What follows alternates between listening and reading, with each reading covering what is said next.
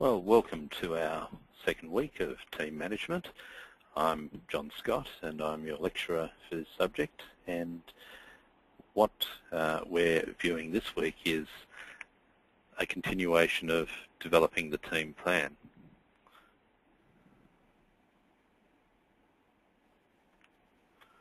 So with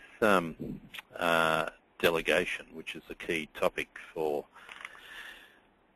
this week, delegation is based on the Pareto principle that 20% of the effort produces 80% of the results.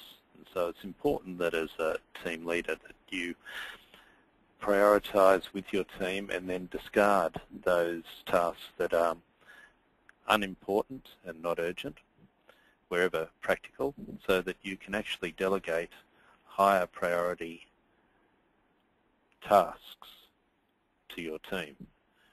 And by you being able to delegate the more important and challenging assignments, the team is then able to develop themselves and gain greater satisfaction. So the question then is when to delegate.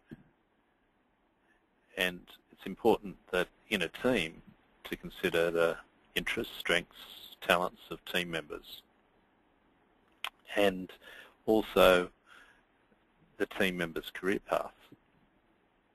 And by delegating, it's also enabling them to grow, find more challenging work, and be better prepared to take on demanding tasks in the future. So an investment through delegation can produce ongoing benefits by having the team better equipped to deal with higher value tasks in the future, but also to consider the need to support them as they develop in taking on those more challenging assignments.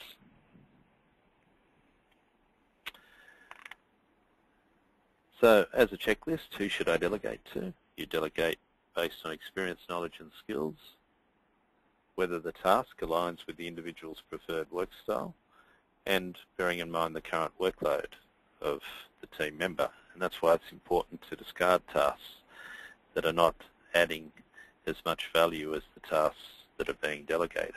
Of course, the benefit in the team leader delegating is that you then have time to resource and support your team as they grow.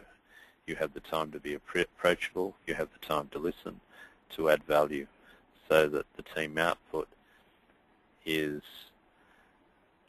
offering a greater contribution to the organisation overall. Communication is critical in delegation and in fact any kind of team activity. To speak like a star, talk about the situation, the task, the action and the response. So the response is you clearly articulate the desired outcome. The task, you clearly identify the constraints and boundaries, and you, in your action, you encourage team members to suggest the pathway forward and then support them and motivate them.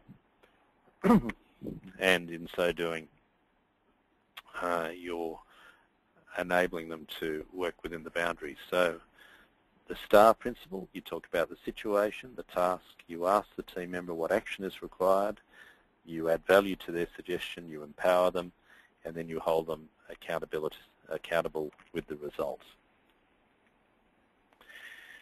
And as part of that accountability, you monitor the results. So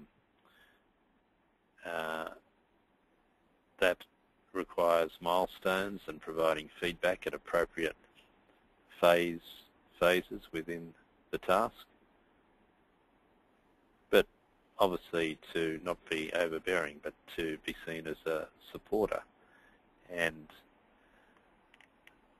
as so doing, delegates will come to you with any issues they face, regardless of formal milestone reviews, and feel comfortable working with you and hearing of your view as a team leader, so that a collaborative decision can be reached on any issue with the task. And the most important feedback to offer is constructive. Nothing positive comes from negative feedback, only resentment.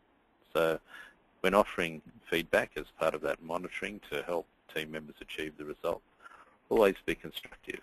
Listen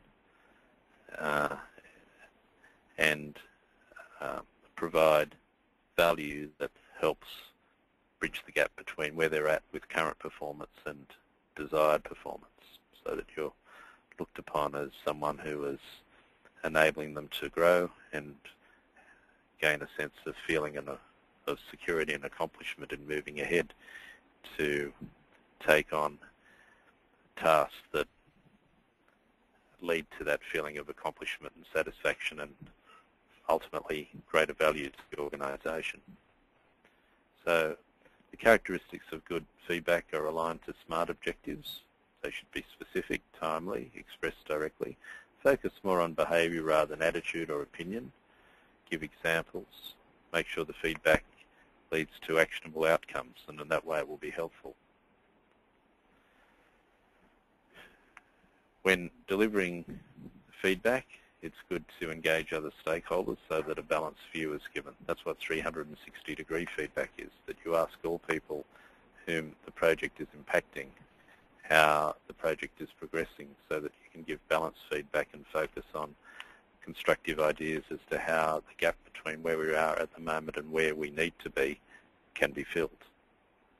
And also, of course, by delegating, you have the time to be with your team members and to encourage them, to provide them with acknowledgement and recognition, and to arrange mentoring, and to be there as not only a team leader but someone who they feel comfortable with, to the point that they could even socialise with you outside of work if the opportunity arose, with a feeling of comfort.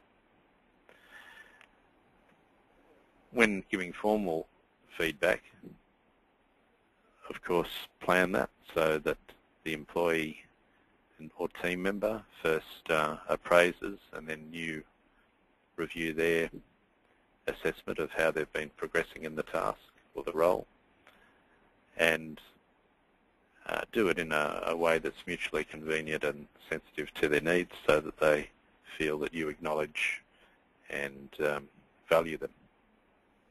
And that is the conclusion of our second week of slides.